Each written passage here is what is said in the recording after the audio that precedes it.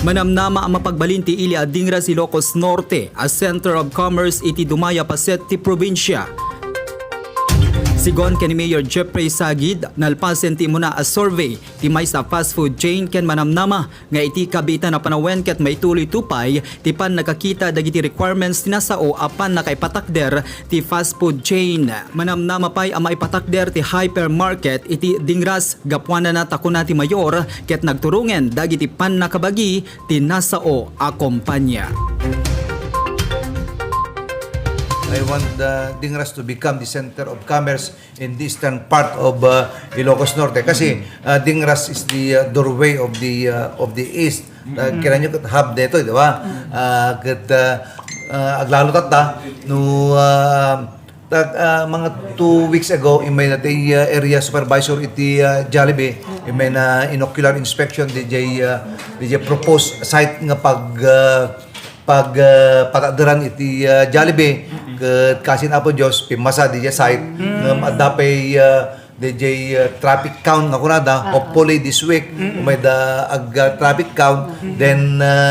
into normal pas data adupay lang nga dagiti proseso ta nga sinsinan nga mga sinsinan ti kapital mo kineta iso nga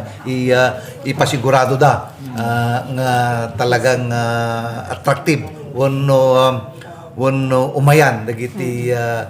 tattao bidetang Jollibee ken halang deta idi lawas na naka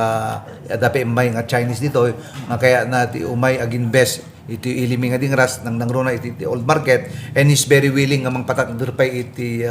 2-story nga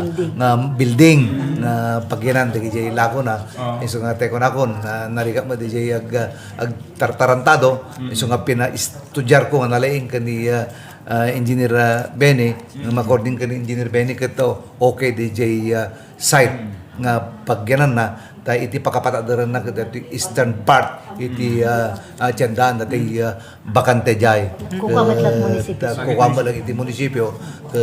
tinapintos pa agad iso hindi ko nakan Engineer Benny abangan nalatan tanu adan to dati